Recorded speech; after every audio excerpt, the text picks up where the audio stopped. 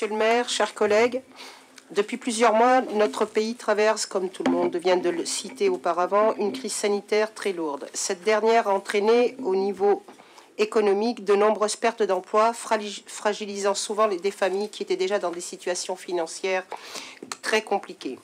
Cette crise a également obligé de nombreux professionnels à devoir fermer rideau durant des mois. Pour les restaurateurs, par exemple, ils sont encore fermés. Monsieur le maire, notre ville se doit de continuer d'être solidaire comme elle l'a toujours été. Pourriez-vous inciter fortement les bailleurs sociaux et institutionnels de geler les loyers pour les locataires physiques, notamment habitant en logement social, et d'exonérer de loyers et de charges les professionnels ayant vu leur activité fermée en parallèle? La création d'un fonds de solidarité pour les commerçants et restaurateurs est-il prévu? Nous connaissons la situation financière des bailleurs sociaux et institutionnels, mais cette mesure permettrait de ne pas aggraver la situation des locataires, du secteur social et des professionnels nantériens. Je vous remercie infiniment pour votre attention. Merci. Madame Boussissi-Poulard, chers collègues, Nanterre est effectivement une ville d'entraide et de solidarité. Dès le début de la crise sanitaire, l'Office HLM de Nanterre s'est mobilisé à travers plusieurs actions. La mise en place d'une adresse mail et d'un numéro de téléphone spécial pour les locataires rencontrant des difficultés durant cette période, une avance d'1 mois dans la régularisation des charges pour les locataires créditeurs, l'étalement sur 10 mois du paiement de la régularisation des charges pour les locataires débiteurs, un contact assuré avec chaque locataire âgé de plus de 80 ans durant la période de confinement. Rappelons également que, grâce à une politique qui est le fruit de notre histoire, les loyers de l'Office HLM de Nanterre sont parmi les plus faibles de la métropole du Grand Paris. Ce faible montant des loyers a permis sans nul doute d'amortir les conséquences de la crise pour les locataires. L'Office n'a ainsi pas connu à ce jour une hausse significative d'impayés de loyer. En outre, l'Office n'a pas eu besoin, contrairement à d'autres bailleurs, de mettre en place une politique active de prévention des impayés et d'accompagnement de ses locataires, puisqu'il le fait déjà depuis de nombreuses années. Pour ce qui est des locaux d'activité, comme l'a dit mon collègue Samir, notre office en a peu et il s'agit pour une bonne part de locaux associatifs. L'office a reçu à ce jour une seule demande d'exonération de loyer de la part d'un commerçant et a mis en place avec lui un échelonnement des loyers. De son côté, la ville a demandé aux grands bailleurs de locaux commerciaux à Nanterre d'aménager les loyers des commerçants, qu'il s'agisse de remise ou de report.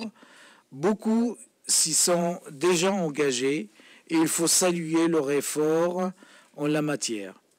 La ville en a bien entendu fait de même pour les locaux qu'elle gère et la SEMNA a proposé un accompagnement aux structures et entreprises qui sont ses locataires. En parallèle, nous avons également décidé l'annulation pour toute l'année 2020 des droits d'occupation du domaine public, ce qui représente un allègement des charges non négligeables, en particulier pour les cafés et les restaurants disposant de terrasses. Enfin, notre ville participe au financement du fonds de résilience au sein de Paris-Ouest La Défense avec la Banque des Territoires et la région, ce fonds permettant d'aider les entreprises de moins de 20 salariés qui sont en difficulté. Nanterre est donc au rendez-vous de la crise exceptionnelle que nous vivons. Elle continuera de l'être. Soyez-en assurés. Je vous remercie. Monsieur le maire, chers collègues, ce soir ma question concerne les établissements commerciaux et plus particulièrement le choix et la motivation qui vous incombe de permettre ou non une installation sur notre commune. En effet, nous observons une recrudescence des salles de sport privées sur plusieurs quartiers, 4 salles à quelques centaines de mètres, ainsi que beaucoup trop de création de bureaux en lieu et place des cellules commerciales disponibles à l'instar des villes dortoirs. Pour autant, la réouverture du magasin Carrefour Market témoigne de votre volonté de permettre aux habitants de disposer à nouveau d'une grande surface de qualité au Parc Sud. Nous saluons votre investissement. Cette bonne nouvelle devrait attirer également votre attention, notamment sur la perte du pouvoir d'achat relatif à la crise sanitaire que nous vivons depuis plusieurs mois. Ainsi, nous vous proposons de réfléchir à l'installation d'un magasin reconnu d'utilité publique dans son rapport spécifique de qualité-prix imbattable et attendu par la population de notre commune. Aujourd'hui, les Nantériens sont obligés de faire de la route vers les villes de Gennevilliers, Beson ou Sartrouville afin de profiter des services et des magasins hard discount, comme par exemple ceux portant le nom d'Action ou Jiffy. Monsieur le maire, seriez-vous disposé à étudier le plus tôt possible l'implantation de ce genre de commerce sur notre commune? Je vous remercie. Monsieur Drouche, chers collègues, en matière d'installation de commerce, je crains que vous prêtiez aux communes plus de pouvoir qu'elles n'en ont. Les communes peuvent réglementer effectivement des commerces, les encourager, voire tenter d'attirer certaines enseignes, et c'est ce que nous faisons. Mais on reste dans le cadre quand même de relations d'un acteur, d'un bailleur privé avec une enseigne ou un commerçant qui est privé. C'est dans ce cadre que nous agissons au quotidien. Ainsi, nous avons fait venir un magasin Lidl à Nanterre Université, pour qu'il y ait pour tout le monde. Notre slogan, notre leitmotiv, c'est Nanterre pour tous. Donc on veille à ce qu'il y ait un équilibre, à ce qu'il y en ait pour toutes les bourses. Et vous allez voir, on s'est battu malgré les réticences et le manque d'engagement à un moment des bailleurs sociaux comme Logirep au Petit Nanterre. On a fait venir le magasin Aldi. On a eu d'autres propositions. On s'y opposait justement par souci de diversité commerciale. Ainsi aussi au centre commercial des Fontenelles. Par contre, par rapport aux enseignes que vous citez, il y a deux choses. Il y en a une qu'on accompagne depuis 2 ans. On lui a proposé la halle aux chaussures, mais ça n'a pas été concluant. Il faut 1500 mètres carrés. Et les prix à Nanterre, ce n'est pas les prix des villes que vous citez. Et le deuxième souci, c'est qu'on ne veut pas les installer à la périphérie de la ville, ce genre d'enseigne, pour 2 raisons.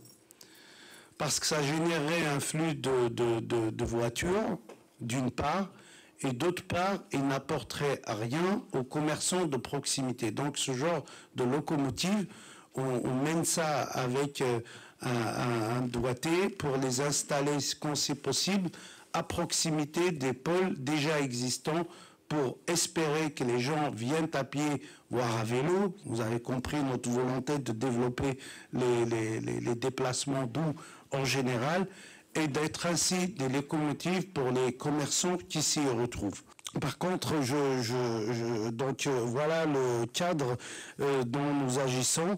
Et deuxième chose, nous sommes une des villes les plus dotées de tout ce qui est bricolage, équipement, à savoir nous avons Point P, La Paire, Brico Dépôt, pour ne citer que cela, dans la ville, ainsi qu'un Leroy Merlin. Après, comme c'est la fête, je pense mes collègues, ils ont très bien répondu, je les remercie. Et Hassan et Samir, tu as vu qu'on ne m'avait pas remercié, on se remercie entre nous.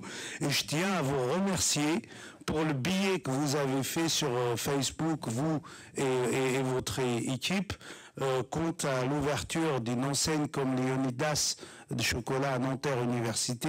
Il y aura d'autres belles enseignes, une intégration de Nanterriens.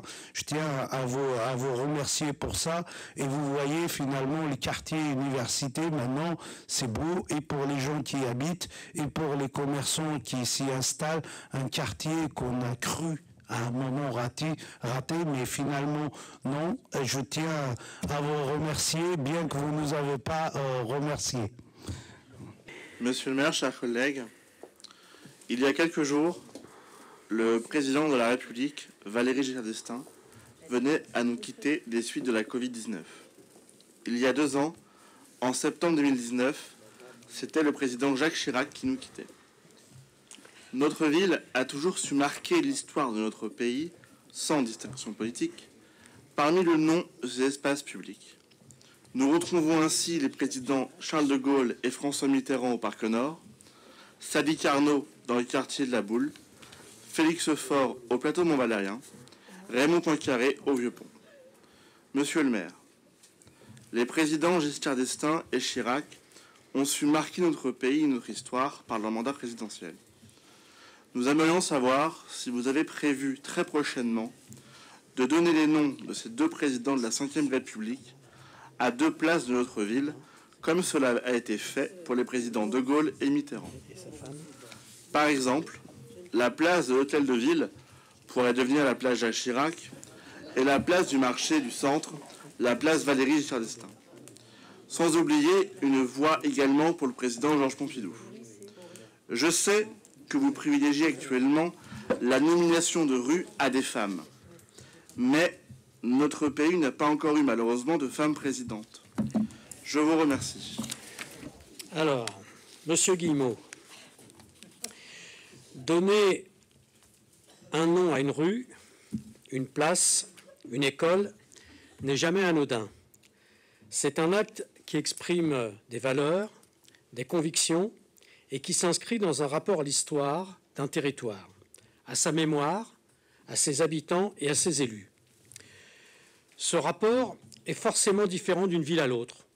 Ce n'est pas un hasard si l'on trouve de nombreux noms de généraux, de maréchaux d'empire et célèbres batailles militaires dans des villes qui ont une tradition politique plutôt de droite. Et des noms de révolutionnaires, d'artistes, de personnalités issues du mouvement social dans des villes qui ont une tradition plutôt à gauche. L'historien Jean-Claude Bouvier nous dit à ce sujet que scruter les noms des rues permet de voir de quelle façon ils disent la ville, à travers les aléas de l'histoire et la diversité des situations. Alors, quand on sait cela, je vous dis franchement, Monsieur Guillemot, venir proposer au conseil municipal de Nanterre de donner le nom de Valéry Giscard d'Estaing à la place du marché du centre et de Jacques Chirac au parvis de la mairie, j'ai d'abord ressenti cela comme une volonté de nous provoquer et j'ai même hésité à vous répondre. Nulle part, sachez-le, il n'est écrit qu'une commune doit obligatoirement donner à une rue le nom d'un président de la République décédé. Encore une fois, c'est un choix. Certes, et c'est très bien ainsi, il arrive que par leur parcours, leurs actes et l'héritage des valeurs qu'ils nous ont laissées, certaines personnalités hors du commun s'imposent à tous et on retrouve leur nom dans toutes les villes de France, quelle que soit leur couleur politique. On pourrait citer Victor Hugo, le général de Gaulle ou plus récemment Simone Veil. Peut-on considérer que les deux noms que vous proposez incarnent cette capacité à rassembler nos concitoyens bien au-delà des convictions des uns et des autres? Permettez-moi d'en douter. C'est pourquoi nous allons continuer à suivre le cap que nous nous sommes fixés en matière de noms de rues et d'équipements. D'abord, réparer une injustice flagrante et assez honteuse qui fait que 2% des rues des villes de France ont un nom de femme. C'est pourquoi nous donnerons la priorité à des noms de femmes, et elles sont nombreuses en France et dans le monde à mériter cette reconnaissance. Ensuite, nous continuerons de creuser le sillon de l'histoire de Nanterre, en lien d'ailleurs avec la Société d'histoire et les choix que nous avons faits ces dernières années d'inscrire dans l'espace public les noms de Vincent Pascucci, d'Arnaud Beltrane, de Jean Roch, d'Abdelmi Guémia, d'Abdelmalek Sayad, de Maurice et Josette Audin, témoignent de cette volonté et contribuent à ce que les Nantériens s'approprient leur histoire. Je vous remercie.